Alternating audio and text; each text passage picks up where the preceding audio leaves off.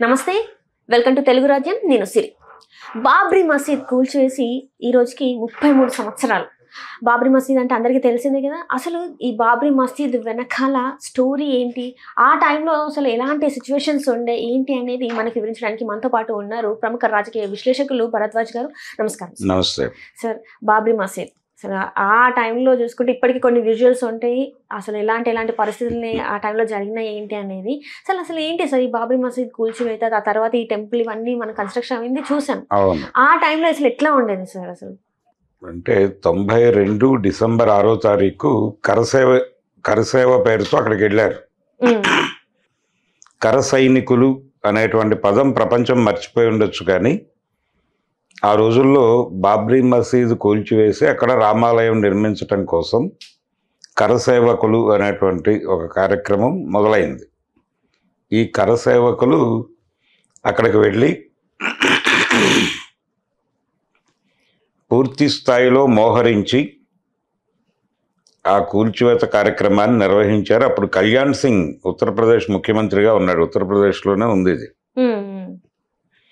కళ్యాణ్ సింగ్ నాయకత్వంలో అప్పుడు పివి నరసింహారావు గారు అక్కడ ప్రధానిగా ఉన్నారు. ఢిల్లీలో కాంగ్రెస్ ప్రభుత్వం. నరసింహారావు గారు అలాగే కళ్యాణ్ సింగ్ వీళ్ళ సారథ్యంలో ఉన్నటువంటి ప్రభుత్వాలు నడుస్తున్న సందర్భంలో అక్కడ సిఆర్పిఎఫ్ జవాన్లు ఉన్నారు, సైనిక పటాలాలు ఉన్నాయి. ఆ మసీద్ వివాదం కొత్తది కాదు, 19వ శతాబ్దం నుంచి నడుస్తున్నటువంటి గొడవ. అంటే అక్కడ ఒక రాముడి పేరుతో ఉన్నటువంటి కొండ మీద బాబర్ ఒక మసీదు,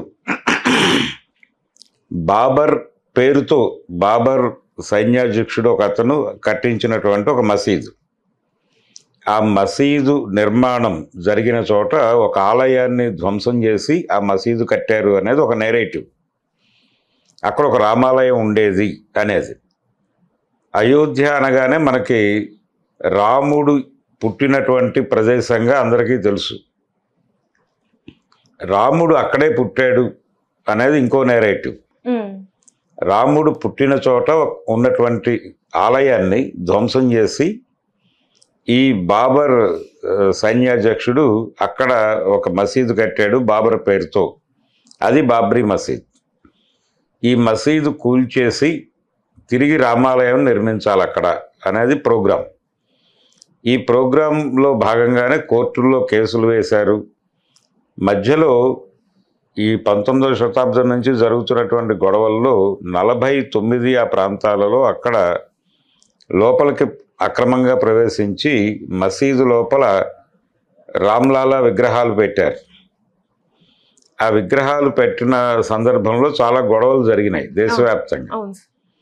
జరిగిన తర్వాత అది కోర్టుకి వెళ్ళింది వివాదం. పురావస్తు తవ్వకాల శాఖని అడిగారు.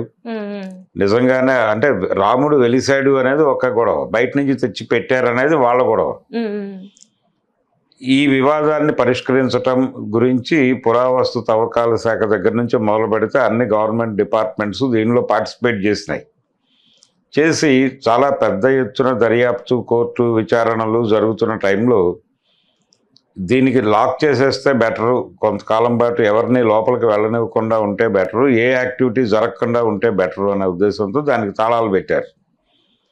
కొంతకాలం పాటు అంటే అది నినాదంగా మాత్రమే ఉండిపోయింది. ఈ దేశం హిందువులది, హిందూ దేశంలో రాముడి గుడికి మోక్షం లేదా అని నిరంతరం జనాల్లో మాట్లాడుతూ ఉండేవాళ్ళు. విశ్వ హిందూ పరిషత్ తాలూకా కార్యక్రమం కింద మారింది అది. విశ్వ హిందూ పరిషత్ కార్యక్రమంగా మారిన దాన్ని భారతీయ జనతా పార్టీ టేకప్ చేసింది. టేకప్ చేసి భారతీయ జనతా పార్టీ అద్వానీ గారు ఆయన రామజన్మభూమి రాముడి ఆలయాన్ని సాకారం చేసి తీరుతాను అని చెప్పి ఆయన రథయాత్ర చేశాడు. ఆయన మొదటి రథయాత్ర ఏమో ఏకాత్మత యజ్ఞం పేరుతో చేశాడు 80 దశకం భారతీయ జనతా పార్టీ మొదలైన తర్వాత. భారతీయ జనతా పార్టీకి ముందు రూపం జనసంఘ్ నుంచి జనతా పార్టీ ఏర్పాటుకి దోహదపడి నలుగురిని కలుపుకుని జనతా పార్టీ ఏర్పాటు చేసి ఇందిరాగాంధీ ప్రభుత్వాన్ని గద్దెదించి జనతా ప్రభుత్వం గద్దెనెక్కి 3 ఏళ్ల కంటే ఎక్కువ ఉండలేకపోయింది. 77లో జనతా పార్టీ అధికారంలోకి వస్తే 80లో తిరిగి ఇందిరా కాంగ్రెస్ గెలిచి ఇందిరాగాంధీ గారు ప్రధాని అయ్యారు. ఈ ప్రయాణంలో అక్కడ అంటే ఇక్కడ పరిస్థితి అలాగే ఉంది, తాళాలు పెట్టే ఉంది. ఈ తాళాలు తీయాలి, ఆ మసీదు పగలగొట్టాలి, అక్కడ ఆలయం నిర్మించాలి అనే డిమాండు నడుస్తూ ఉండేది. అయితే ఈ జనతా ప్రభుత్వ కాలంలో ఇలాంటి యాక్టివిటీస్ ఏమైనా జరుగుతాయేమో అనుకున్నారు, కానీ దానికి కూడా అవకాశం ఇవ్వలేదు ఆ ప్రభుత్వం. అంటే మొరార్జీ దేశాయ్ గారు ప్రధానమంత్రిగా ఉన్నారు అప్పుడు.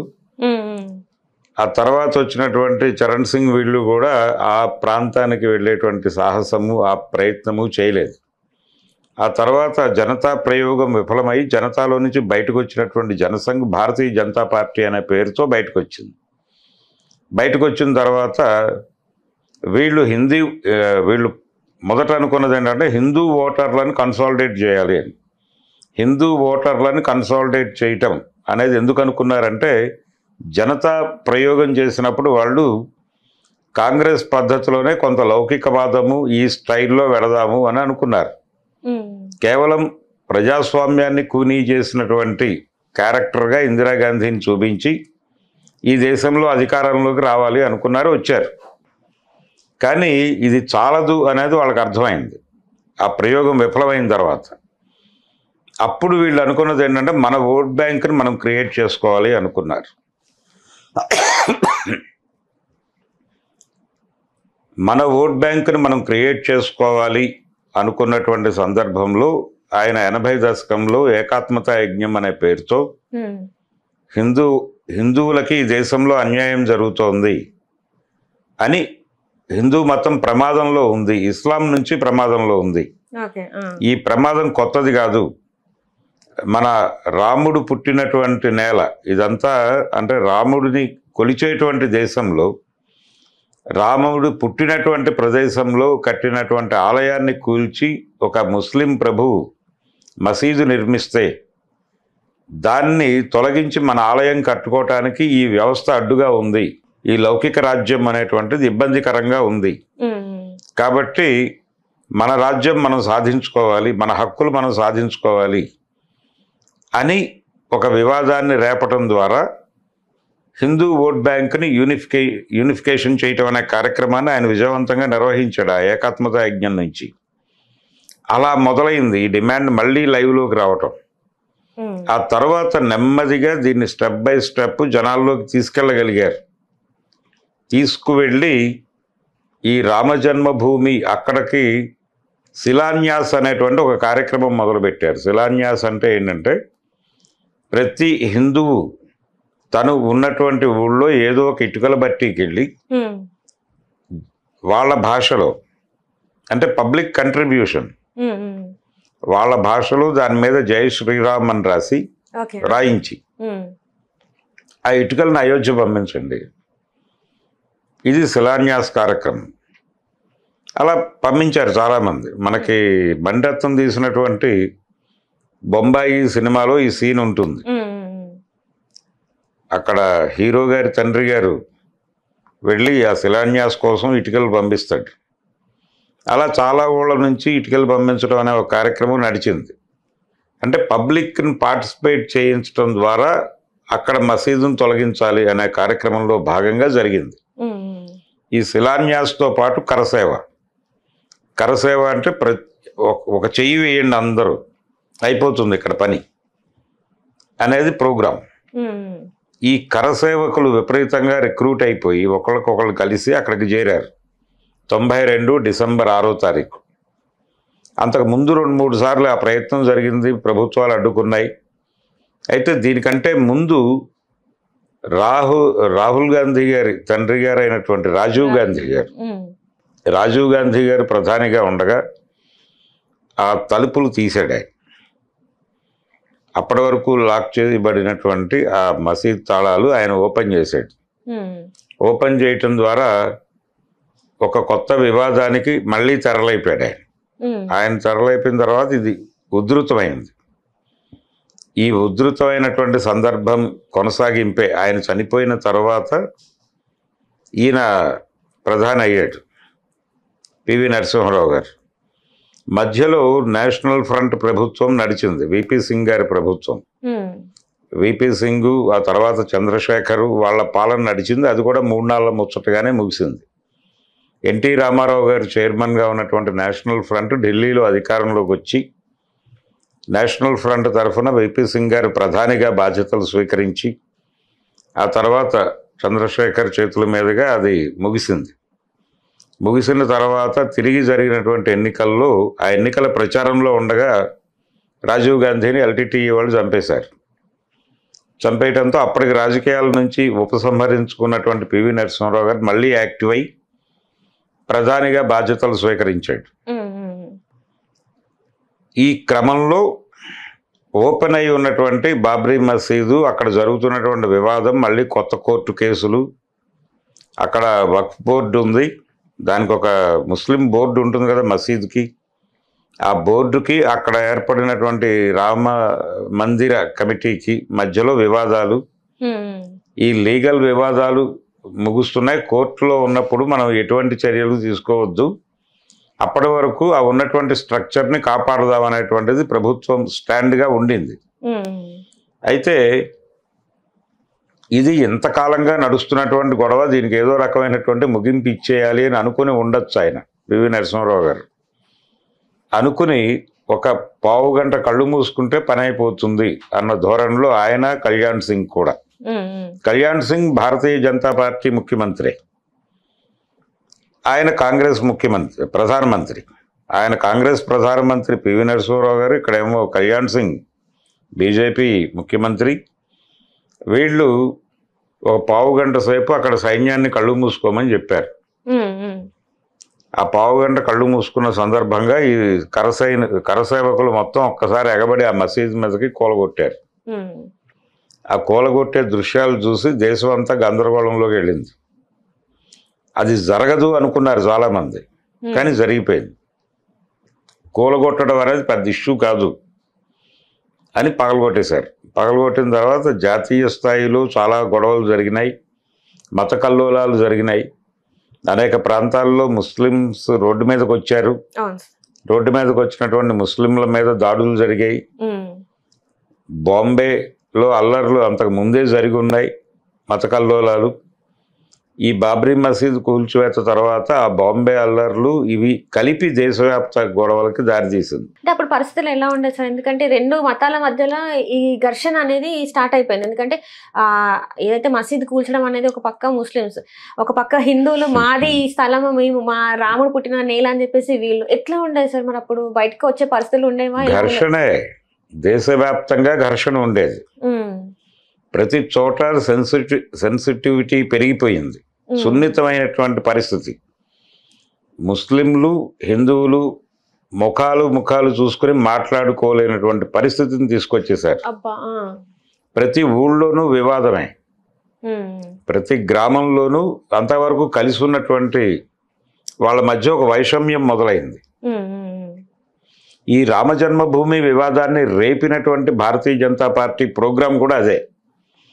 అంటే ఇస్లాం నుంచి ప్రమాదం ఉంది హిందూ మతానికి అనేది ప్రమోట్ చేయటం ద్వారా హిందూ మతాన్ని కాపాడుకునే పార్టీగా భారతీయ జనతా పార్టీ ఎమర్జ్ అయితే, భారతీయ జనతా పార్టీ వెనకాల హిందూ ఓట్ బ్యాంక్ మొత్తం కన్సాలిడేట్ అవుతుంది అనేది ప్రోగ్రాం. అందుకోసం రాముడిని వాడారు వాళ్ళు. రాముడు అనేటువంటి కార్డు బాగా పనిచేసింది. పనిచేసి ఈ యూనిఫికేషన్ ఆఫ్ ఓట్ బ్యాంక్ అనేది వర్కౌట్ అయింది. దాని ప్రభావమే భారతీయ జనతా పార్టీ కేంద్రంలో అధికారంలోకి రావటం వెనకాల ఇవన్నీ ఉపయోగపడ్డాయి. నరేంద్ర మోడీ గారు 3 సార్లు వరుసగా గెలవటం వెనకాల కూడా ఈ రామజన్మభూమి గొడవ ఉంది. కూల్చివేత జరిగిపోయిన తర్వాత అక్కడ ఏ నిర్మాణం చేయాలి అనేది ఒక గొడవ. విప్లవ కమ్యూనిస్ట్ పార్టీ నుంచి, అంటే మావోయిస్టు పార్టీ నుంచి ఒక ప్రతిపాదన వచ్చింది అప్పుడు. అదేంటంటే అక్కడ కూల్చిన ప్రదేశంలో తిరిగి బాబ్రీ మసీదే నిర్మించాలి అనేది వాళ్ళ స్టాండ్. అలా కాదు, అసలు అక్కడ ఏమీ లేకుండా ఏదో ఒక ఆర్ట్ గ్యాలరీనో మరొకటో అన్ని మతాల వాళ్ళకి ఉపయోగపడేది ఏదన్నా కట్టండి అని కొంతమంది. అలా కాదు, కొంత స్థలం వాళ్ళకి కొంత స్థలం వీళ్ళకి ఇచ్చేసి వీళ్ళ స్థలంలో వీళ్ళు మసీదు, వాళ్ళ స్థలంలో వాళ్ళ ఆలయం కట్టుకుంటే గొడవ లేదని కొంతమంది. ఇలా రకరకాల అభిప్రాయాలు వచ్చినాయి.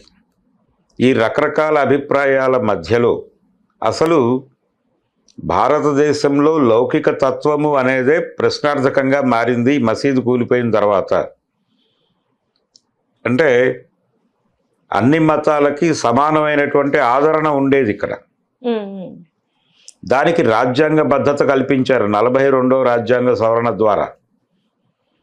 42వ రాజ్యాంగ సవరణ జరిగే వరకు ఈ దేశం లౌకిక రాజ్యం కాదు.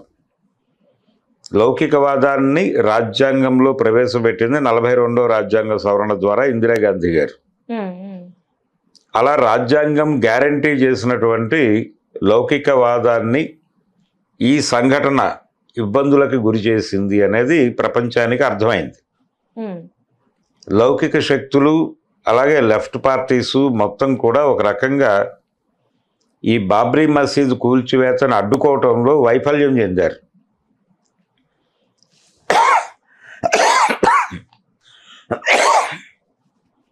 వైఫల్యం చెందటము అంటే వీళ్ళు ప్రజల్ని ప్రాపర్గా ఎడ్యుకేట్ చేయలేదు.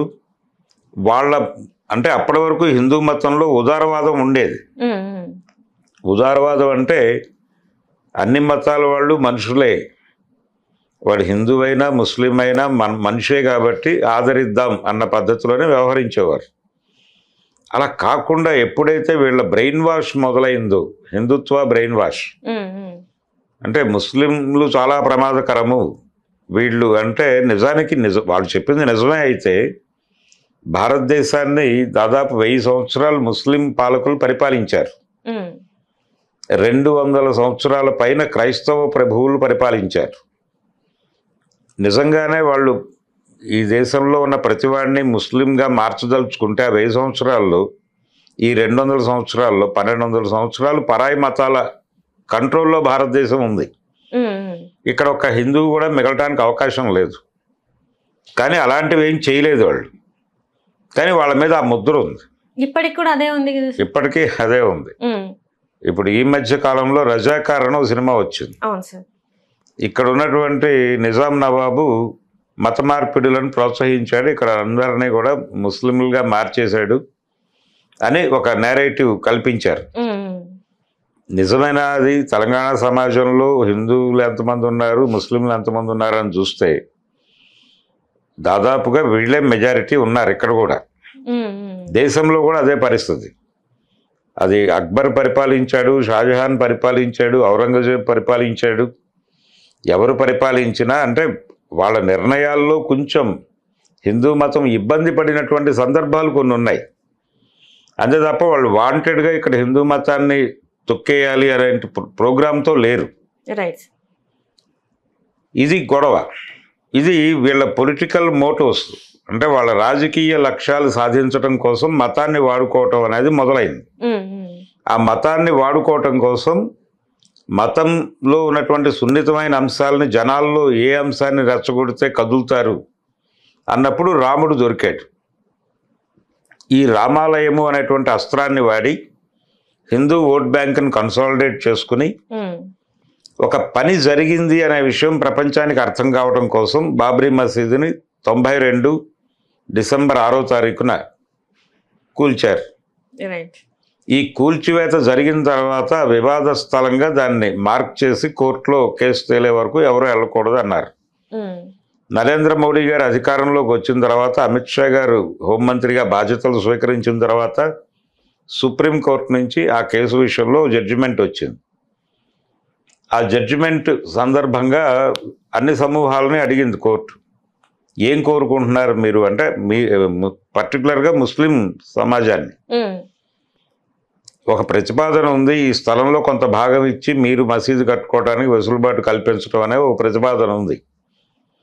ఆ ప్రతిపాదన ప్రకారం అక్కడ స్థలం ఇస్తే మీరు సంతృప్తి పడతారా, లేకపోతే ఇంకెక్కడైనా కాంపన్సేట్ చేస్తూ స్థలం ఇచ్చినా పర్వాలేదా అని అడిగినప్పుడు వాళ్ళు ఓపెన్గా కోర్టుకి ఇచ్చినటువంటి అఫిడవిట్లో ఏం చెప్పారంటే, మాకు అక్కడ స్థలం అక్కర్లేదు, ఇంకెక్కడా కూడా స్థలం అక్కర్లేదు. మేము తిరిగి బాబ్రీ మసీద్ నిర్మించాలి అని అనుకోవడం లేదు.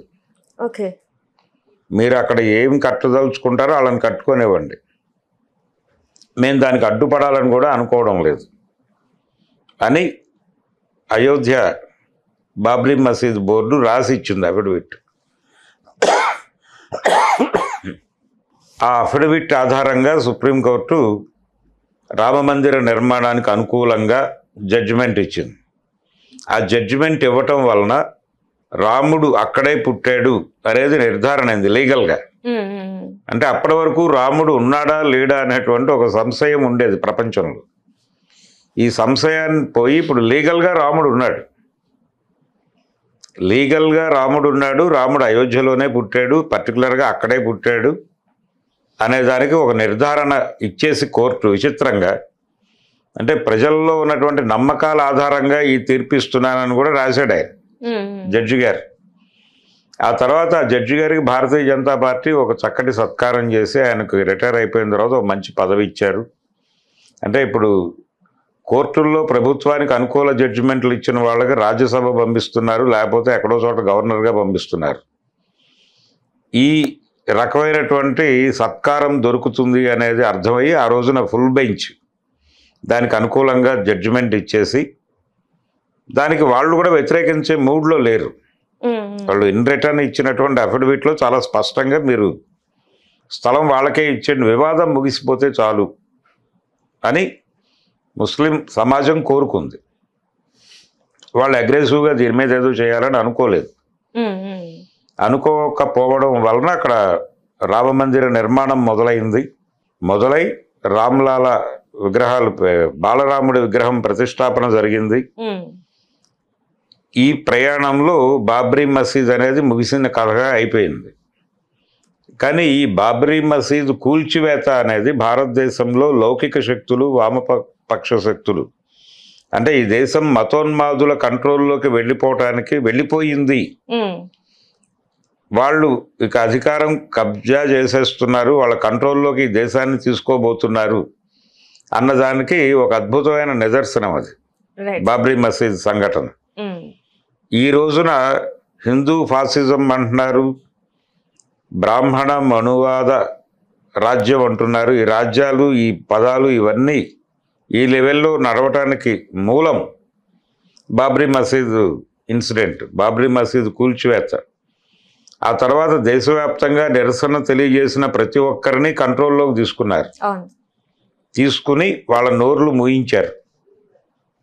మూయించి అక్కడ గుడి కట్టి తీరుతాం, ఇది ప్రోగ్రాం అన్నారు. ఇప్పుడు ఇంకొక వివాదం ఉంది భారతదేశంలో సిద్ధంగా. ఏంటి సార్? కృష్ణ జన్మభూమి, రామ జన్మభూమి సెటిల్మెంట్ అయిపోయింది, కృష్ణ జన్మభూమి ఉంది ద్వారకలో.